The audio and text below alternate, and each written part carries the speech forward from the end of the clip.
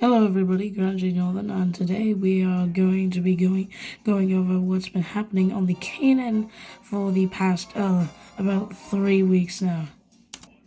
Winter came early on the New Calvin Northern. With winter came the holiday rush, including both Thanksgiving and Christmas. Because of Craig's absence from the fleet, due to him screwing up his firebox a few months ago, we had to do a bit of a reshuffle around the railroad. So Eric and Afton's duties went to Alan, Alan's to Colton, Colton to Caroline, and so on and so forth. Now on a different subject, since the K&N company were trying to gain funds to pay for Craig's overhaul, we weren't able to get maintenance in certain places like the quarry, where me, Mackie, and Andy worked at, by the way. One day, Andy was moving some cars from one of the sidings when all of a sudden he came off the rails. Andy ended up needing repairs to his front bogie, to his rear bogie, and his couplings. After the derailment, Trainboy would order the MOW to work on the quarry area, as well as a new engine to be loaned out from the BNSF. Now, if you're familiar with the history of the K&N, you would know that us and the BNSF don't get along at all. So already it was super hard to get a hold of one, and it was on the day that the diesel arrived that even the devil hid. Oh, hello there, you must be the new diesel. I'm Grant G. Nolan. Oh, may you be. Wait a minute, aren't you the one who switches this yard out? Yes. Why exactly? Well, for one, you need to get a flippin' grip. I'm sorry, excuse me? I mean, look at this yard. Hoppers just scattered all around. Well, hey, we try to keep the yard tidy, but since it's winter, in case you forgot, now the tracks are all slippery and we can derail at any moment.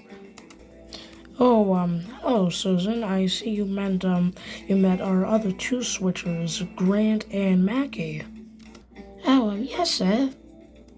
During your time here, you could expect to be taking small trains to either Bowen, Costco, or maybe even Junction City, or most likely. Wherever are those locations? Oh, don't worry, I'll get one of these two to show you around the railroad. Don't push it. Also, make sure you be careful around here. It's winter and the rails tend to be slippery sometimes. Also, we're going to be doing maintenance around here due to an incident that happened a few days ago. I'm so sorry to hear that. Well, anyways, I need to go down to Junction City to conduct some business now. Well, goodbye, everyone. Now you two, get out of my way. Yeah, but we're not even on the same track. Oh, whatever, who even asked? We are not coming out of this quarry the same engines, Mackie, you know that? Yep, 100%. Oh, be careful with that specific hopper right there. It's kind of, its brakes are sticking. Who needs your help? Grant, how do you know the characteristics of every single car on the railroad? Mackie, we have been switching for a railroad for the past 70 years, you would understand. For example, that hopper behind you I call, Lewis. He was one of the freight cars affected on that vandalism raid back in August, I think. Yes, Grant, we all know that sometimes you're so bored that you have whole conversations with the freight cars. Anyways, I need to run these around on the loop so I can send them to Colton's train. Hold on, have a nice time.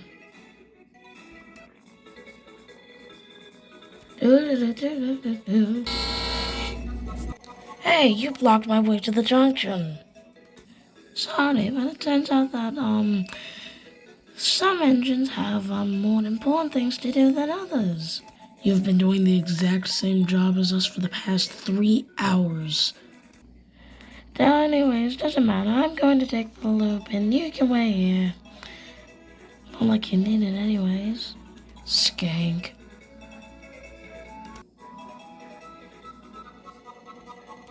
Alright, Susan, we are going to be taking this train up the line all the way up to Costco.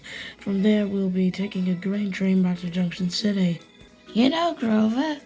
Grant. My name is Grant. Don't care, didn't ask. Anyways, don't you think I should be in the front? Why should you go in the front? Because I want to actually see the track ahead of me, not just your tender. Plus, I'm a more modern design, so I should be in the front in case an incident arises where sanding gear is needed. To Insulted Engine's entire build company is one thing, but their sanding gear, that's unacceptable. Okay, come on, let's go already. Alright. I have to be so impatient about it.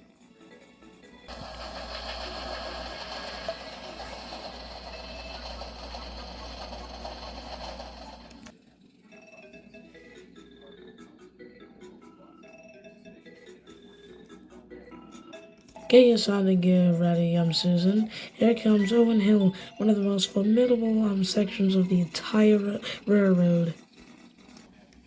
You know what, Grant? I think you should take this hill yourself.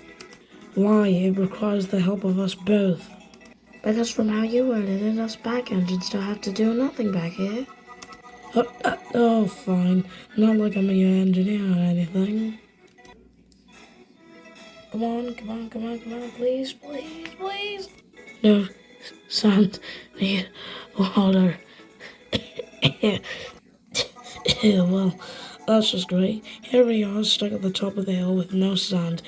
I gave it my all, so Susan, what do you have to say for yourself? Aye, but don't you know this is completely your fault, Grant? What? My fault? How's it my fault? From what you said back at the quarry, I was supposed to trail behind and just keep traction. Meanwhile, you were supposed to do all the work. So in this case, it's all your fault. No, it's not. You were the one who didn't make sure to fill up on sand. Actually, I do have some sand left over, but now that you yelled at me like that, now I don't want to help you. So I finally persuaded to use the rest of her sand that she had left over to get us some traction. We arrived in Owen 30 minutes late, and the yard manager scolded me. It's just infuriating. Here, have some of these custard creams to calm you down. So as I was saying, she gets off the hook, and I don't even get to explain myself. I mean, what kind of crap is that? I've been having those problems with Susan too, prowling around the quarry like she owns the frickin' place. I understand your grievances, Grant, but until Andy comes back, there's nothing we can do. Marky, what you just said there was like putting a band-aid on a third-degree burn. I know, and until you can put out that third-degree burn, you're gonna have to stick with the band-aid. Doesn't mean I'll enjoy it though. Neither will I, Grant. Neither will I.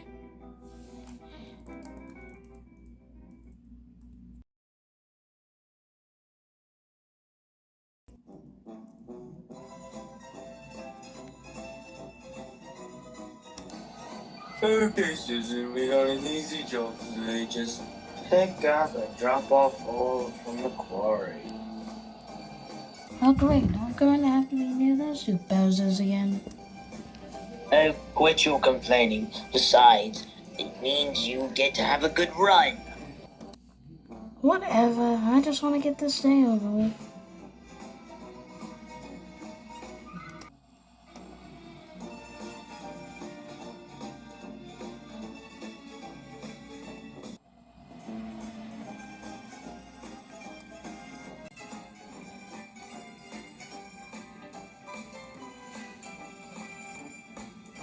Oh crap, here we go again. Hey, you two, over there!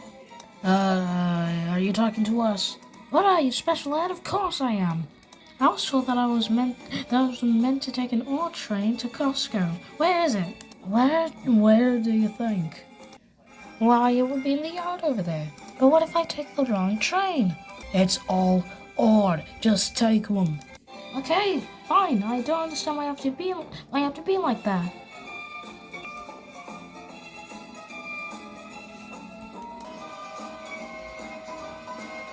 Okay, let's get this stupid train out of here.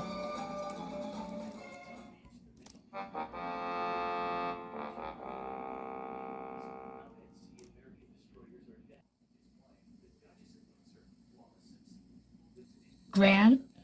Yes, Maki? You know that was the coal train that Colton was meant to take, right? Wait, really? But I don't have my driver with me right now. How am I gonna tell her? Oh, well, this might kind of be a source of karma, though, for how she treated us yesterday. Well, yeah, I guess you're right.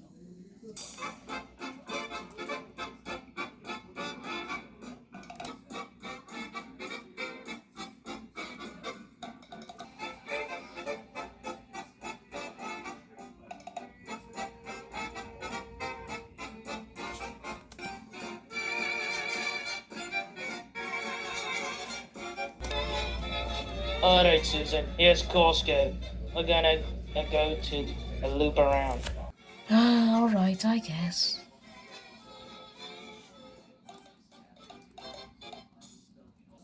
Well, here I am, Mr. Coleman. Here are your, hoppers of ore. Oh, yes, thank you, but, I think you've made a slight error. What do you mean? Okay, so the way Bill said that you needed to take 11 ore hoppers to Costco. Instead, you took the coal hoppers that were meant to go down to Junction City. What? So you're telling me that I took the wrong train? Yes, so what you'll have to do now is take these hoppers down to Junction City. While you're doing that, I'll get another engine rostered onto that train you were supposed to take. Oh! Hey, go with those cars there. Bite me! Well, bye, you two. Bye, Colton. Come again. Hey, Maki. Yes, Grant? You remember about a year ago now, when Colton, got stuck in that avalanche? Yeah, man. Best 3 days ever. No slipping on the ice, no getting stuck in snowdrifts, and, Grant, you think you can, rig the, terrain around here to get Colton stuck again? Jeez, you wanna break that bad? I mean, yeah, I have black bags under my non-existent eyes. No, you don't. You just seem just fine. I can't wait until Christmas.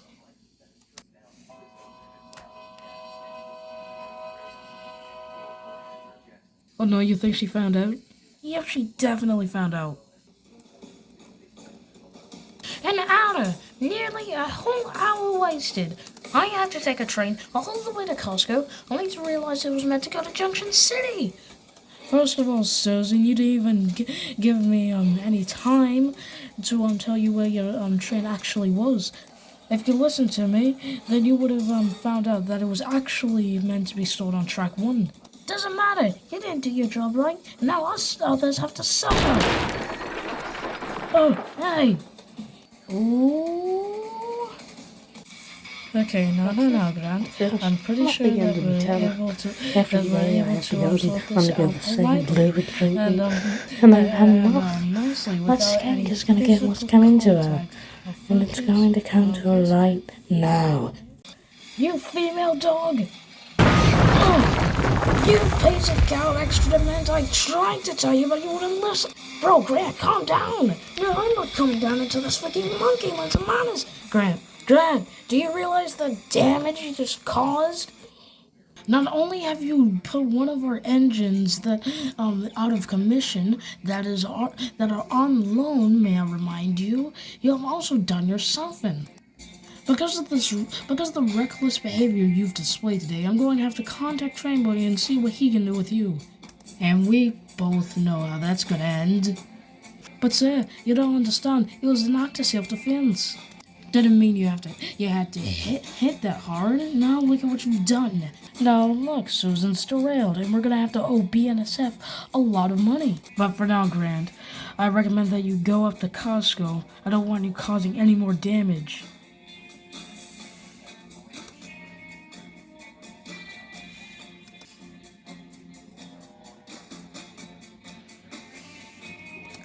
this isn't over. Not yet.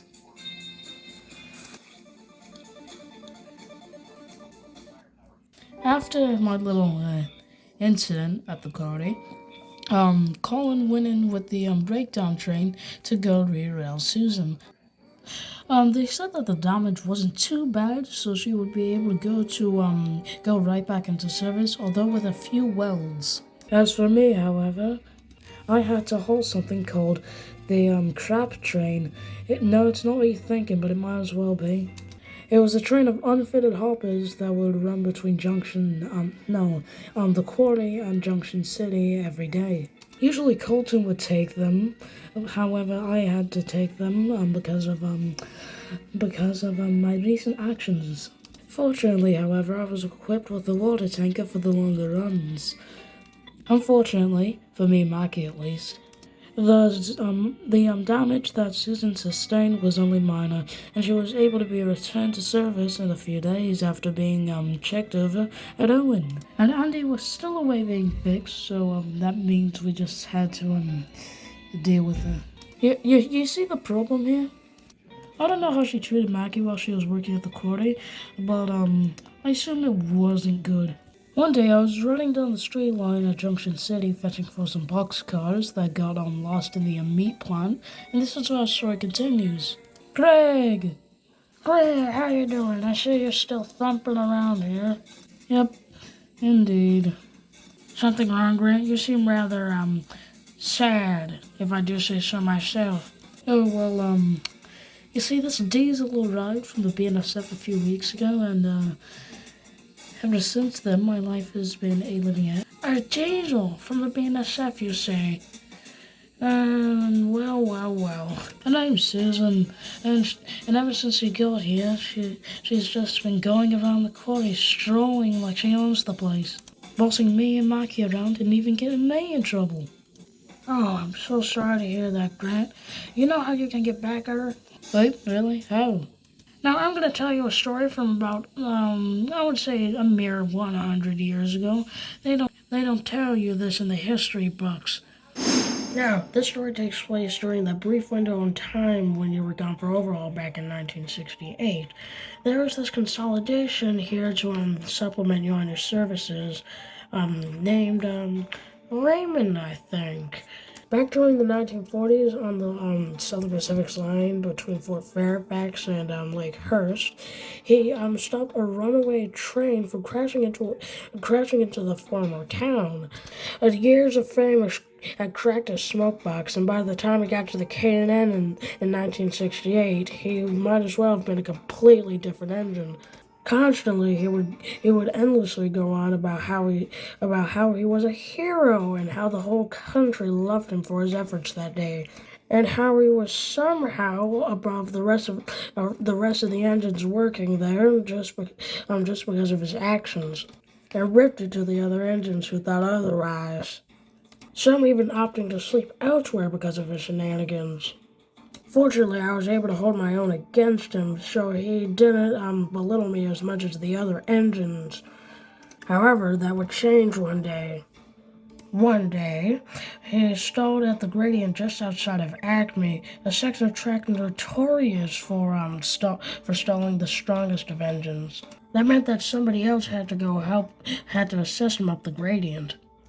Little did we all know this severely affected Raymond's frame of mind, and he tried to think of a way that he could prove his reliability again. So the next day, he managed to convince his crew to get the work orders for all trains leaving out of Acme that day. He arrived there at around 7:30. Also, don't ask me how I know all this. It took him about half an hour, but he was able to get the train switched out all on his own. Another thing that I didn't mention was due to the rainfall that we received last night in that area. The rails were rather slippery.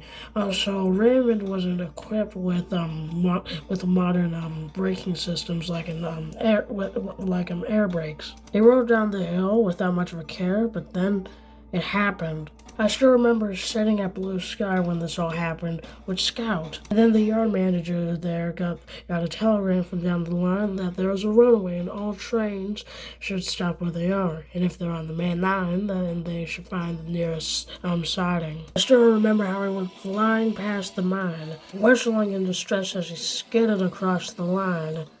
Oh no! He might crash into something!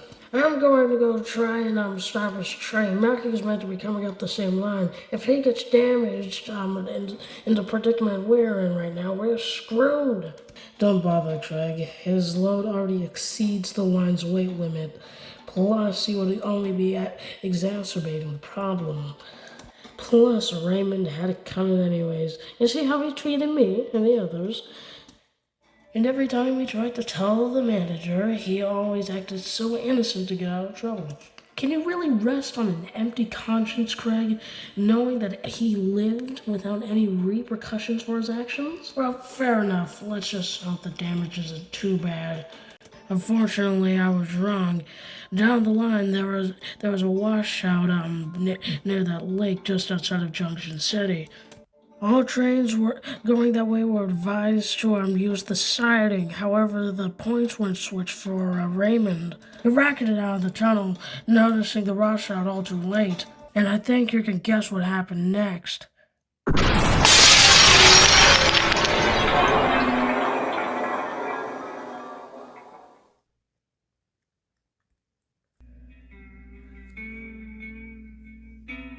When I looked down at the crash site, I couldn't really put my finger on what I felt. You mean the couplet, right? Yeah, whatever. For what I saw down there were the mangled remains of Randy and his train. Mackie was there with a coach of paramedics. The crane wasn't able to get there yet, so they were kind of just standing there. And I was kind of like, hey, Mackie, what happened? And Mackie said they didn't follow the protocol about the washout. That's how they ended up down there.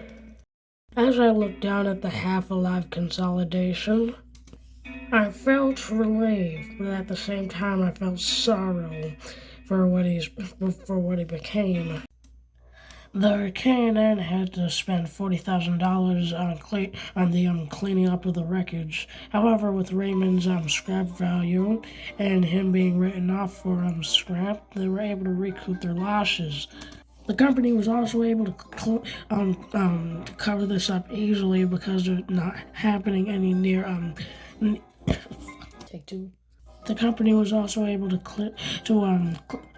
cover this up easily because of it not happening near any major towns. Craig, what does that story have to do with anything in my situation right now? Because you see, the reason to Raymond's downfall was because of his ego. And for what I've been able to observe from this spot right here, the Diesel you're dealing with seems to be just like and rude, arrogant, and quick to pin the blame on someone else. Keep this in mind and you might be able to use this to your advantage. Well, it's starting to make sense, but not all the way. And I also got a train going up to Owen. Susan's also meant to be going there, so I have an idea in mind. Anyways, I need to get this boxcar downtown, Craig. I hope we meet again. Me too, Grant. Me too.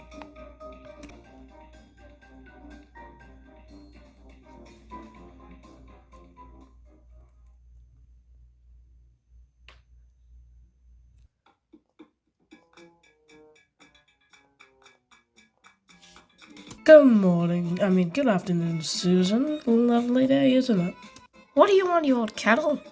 Okay, first of all, screw you. Second, there's this freight train that I just switched out that was meant to be hauled by both of our heavy freight engines out in an attic. However, one's in the turntable well and the other is occupied with another job. So the yardmaster ordered you, in fact, to go and haul the train. However, he advises that you find a helper unit because the tracks have been getting more slippery because of the ice. Helper unit? Hasn't he ever heard of air brakes? Susan, I'm being for real this time. If you don't get a helper unit, then you might run away down the gradient, or even worse. Grant, the train isn't even that long. Now I'm going to go pull this train myself, and there's nothing you can do to stop me. Oh dear. Well, I warned you. Grant, you do realize that you forgot the detail about the whole helper thing, that it was more of an order than a suggestion? Did I really forget?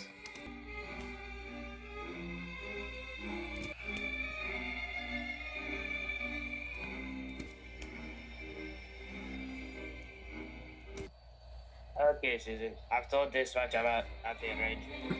Now are you sure you can do this? Boy is able to push another train out and pull its own, then I'm pretty sure I'm able to handle this 20-odd car train. Number 2425, you are clear for departure from Owen. Alright, great. Now let's get moving.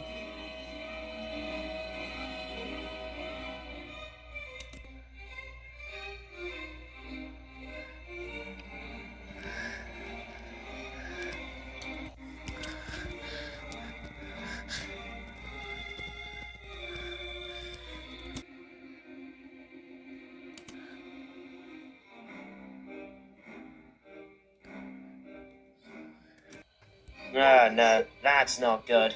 Huh? What's wrong? We have run out of sand. I'm gonna get some sandbags from the canoes. Freaking idiot? Okay, fine.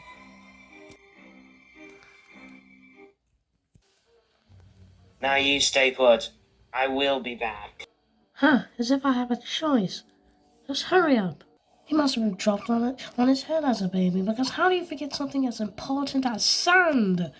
I'm gonna be late because of his stupidity. Thanks a lot, Gerald. Yeah, screw you too.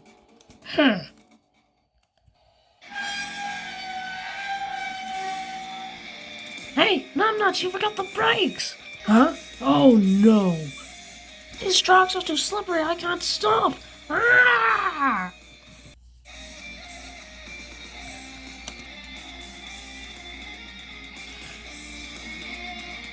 Oh god! Dispatcher, can you request for all trains going up the Owen Branch to stop immediately and find the nearest siding? Oh no, come on, brakes, brakes, brakes! I can't stop! The rails are too slippery! Help! Help! Somebody help! Man, I really screwed up big time today. Let's just hope they're able to stop her. Wait a minute. The bridge!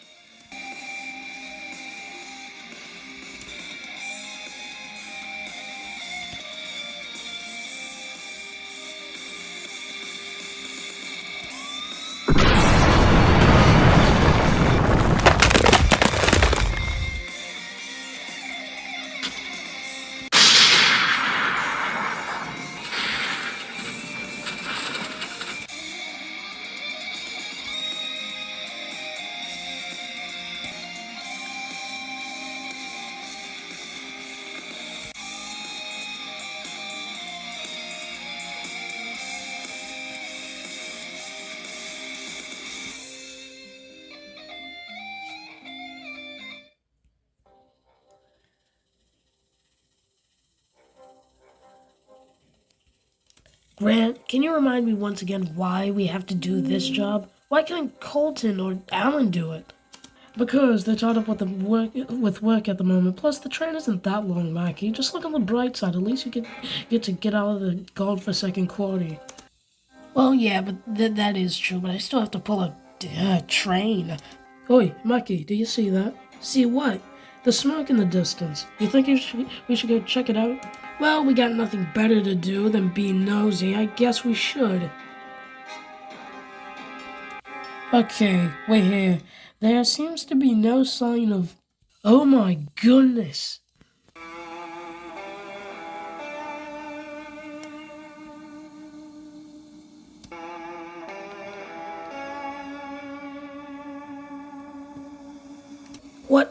What happened?